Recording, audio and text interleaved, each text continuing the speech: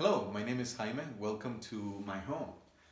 I am here to share with you a book called 9 Days to Christmas, a story of Mexico. I hope that this book and this reading will help you to prepare for Christmas at home with your family and with your parents. All right, here we go. 9 Days to Christmas. Christmas was coming, Ceci knew, for all the children were talking about it. Then one day she heard her mother and aunts making plans for the posadas, the special Christmas parties. Each night, for 9 nights before Christmas, there would be a posada, and each night at a different house. Let us have this first one at our house, her mother said. For now that Ceci is old enough to go to kindergarten, I think she's old enough to stay up for the posadas and old enough to have one of her own. Ceci hardly could believe it, that she was going to have a posada. And will I have a piñata? She asked. She was thinking of all the wonderful piñatas that hung outside the factory where they were made. She knew that piñatas were only paper with clay pots inside, but they all seemed alive. Check them out. Whoever heard of a posada with no piñata? Aunt Matilde said, laughing, giving a twitch to one of Ceci's tiny braids. But will I have one? Ceci asked her mother again. You wait and see, Ceci, said her mother. You wait and see. After breakfast the next day, when her father left for the office, Ceci ran to the gate with him and kissed him goodbye. Then she went in and watched her mother bathe the baby. When the baby was dressed, her mother let Ceci hold him for just a minute. But then her mother took him away and put him in his crib to sleep. Let me go with you, said Ceci, when she knew that her mother was getting ready to go to the market. Oh no, Ceci, said her mother. You're too little to go to the market. So Ceci picked up her favorite doll, Gabina. This is Gabina. To play with. No one will ever take me to the market, she told Gabina. But someday I will go, and I will take you too, Gabina. Do you want to go to the market? And because Gabina's head was loose, Ceci only had to give her a little shake to make her say yes. Then one morning, Ceci's mother called her earlier than usual to comb her hair. I have a surprise for you, Ceci said. Can you guess what it is? Ceci guessed a new doll, then a new dress. But it was neither of these. Guess again, said her mother. It is, can it be a piñata? Asked Ceci. That's it, said her mother. It is your piñata. Oh, where is it? Asked Ceci. I want to see it. Is it here? Said her mother. Today, I am taking you to the market with me so you can choose your own piñata. Before her mother could finish braiding her and tying the yarn on her hair, Ceci was pulling away. Then off she ran to tell Gabina. I'm going to have piñata, Gabina, she said. I'm going to the market to choose it myself. I'll choose the most beautiful piñata in the world, and it will be yours too, Gabina. Do you want to go to the market with me? And without waiting for Gabina to nod yes, Ceci grabbed up her doll and a little shawl and ran back to the kitchen to wait for her mother. Are we going to the big new supermarket? Ceci asked her mother, and they waited on the corner of the bus. No, Ceci, said her mother. For your piñata and other things we need a posada for, we must go to an old Mexican market. As they entered the Christmas time market, Ceci stopped still. Fairies and goblins must have been here in the night, she thought. How else could it be so beautiful? There were candies and toys and sparklers and painted clay figures of Joseph and Mary and the donkey and little lambs and cows. But Ceci didn't look long at these, for on ahead, swinging and turning in the wind, were the piñatas. You can see the market here, a lot going on. And since her mother had stopped to buy candles and other things, Ceci went on nearer and nearer to the piñatas.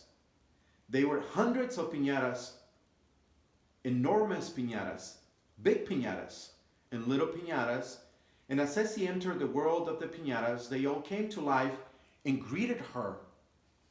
"Welcome, welcome, little girl," they said. "Do you want to know us better?" And they turned around this way and that so that they could see them all from all sides. "Why don't you hang your doll up here with us?" said the gay parrot. "The doll would enjoy dancing in the wind before she has broken." "Broken? Oh no," said Ceci, holding Gabina closer. "This is a real doll. This is not a piñata." And you can see all the beautiful piñatas here.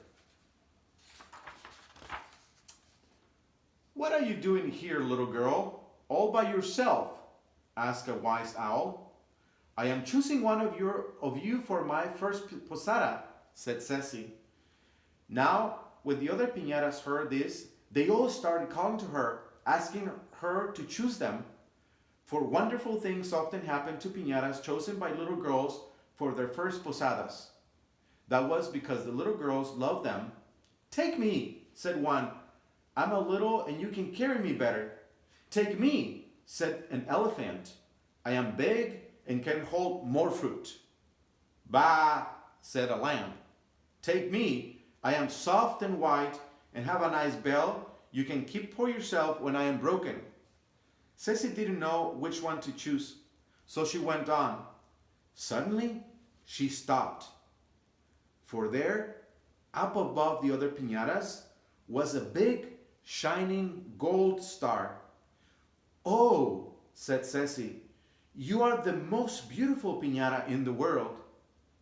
But the star said nothing. It just kept shining and turning about for her to see. "Ceci," called her mother, "you've gone too far. Wait for me." Now, when Ceci's mother came near, all the piñatas were hanging in silence again.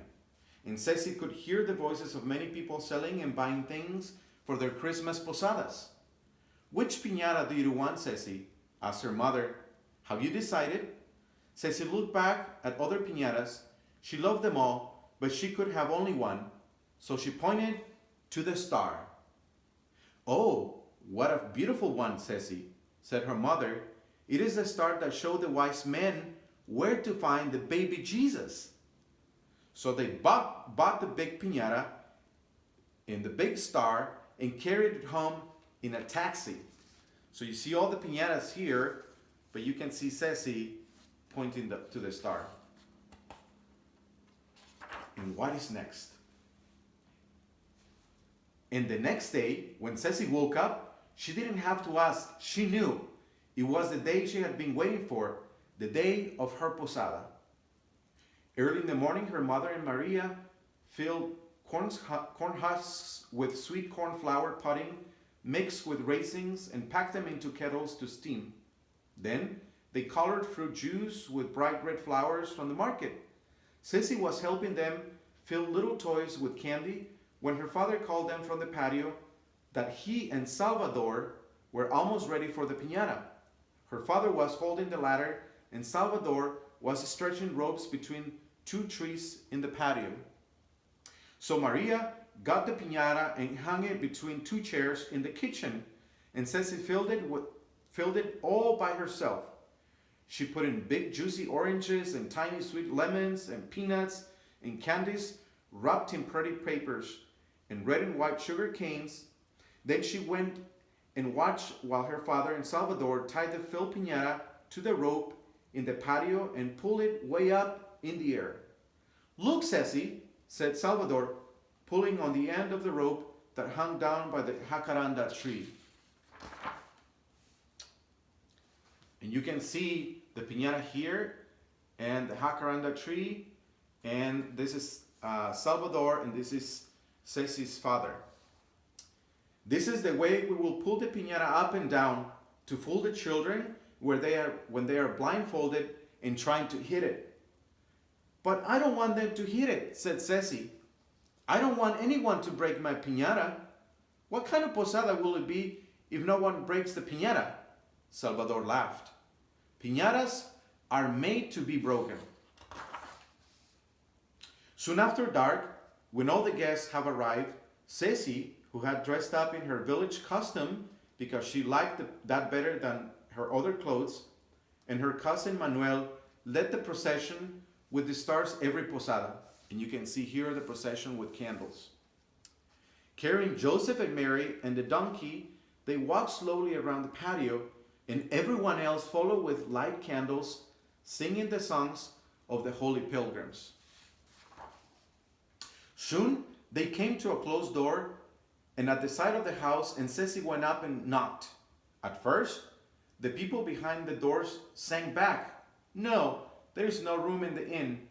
But in the end, the door was open and everyone sang, "Come in, Holy Pilgrims."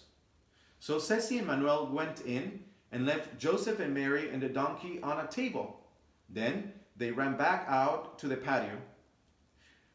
Now that other children started shouting and singing, "Go on, Ceci, don't delay.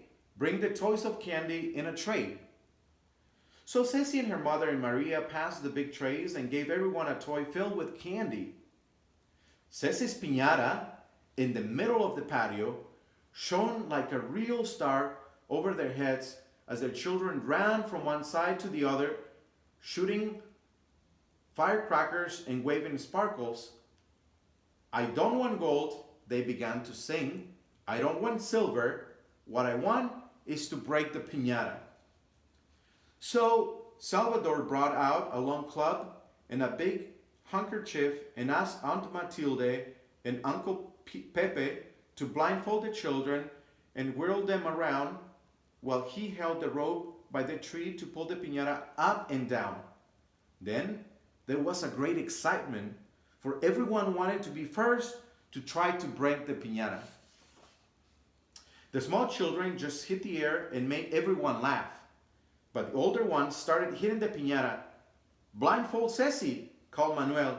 "You try, Ceci, it's fun." But Ceci wouldn't try or watch. She went and stood behind the tree near Salvador. "Don't let them hit it," she said. "Don't let them break my piñata." But Salvador, laughing with the others, paid no attention to her. So you can see the piñata and a kid blindfolded, but you will see Ceci behind the tree, and she was probably a little mad and a little scared because she didn't want the piñata to be broken, as we know.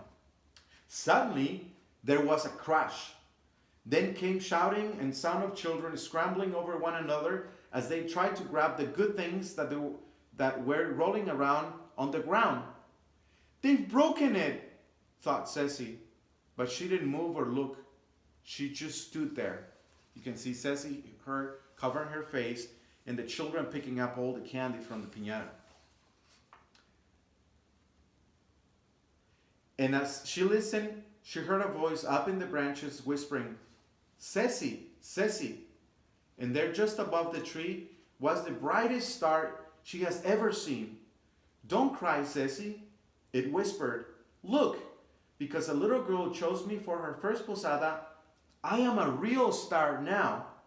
And as Ceci watched, the star flew up to the sky.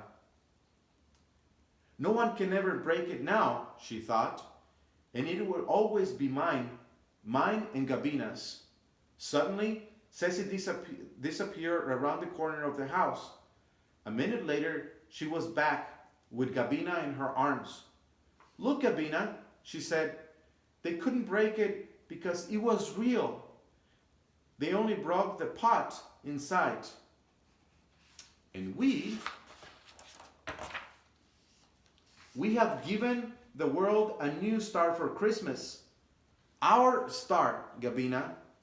Can you see how it is blinking just at us? And Gabina looked and she nodded her head 3 times.